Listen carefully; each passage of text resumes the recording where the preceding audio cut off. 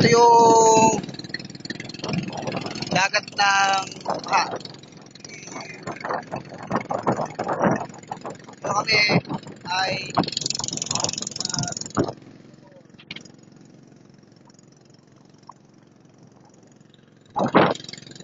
woo! Tuli na kami.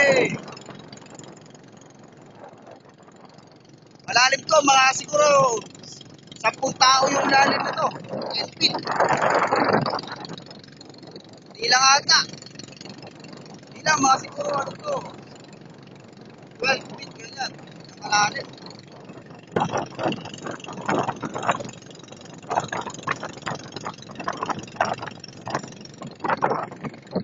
Ang ganda ko yun, ha? Lalim.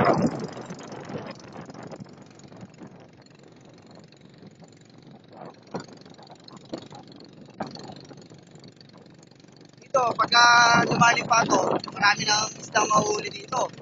Kaya lang, pag ganito magulo yung mahalot, wala pa masyadong mahuli isda dito. Kasi bagong baha pa lang.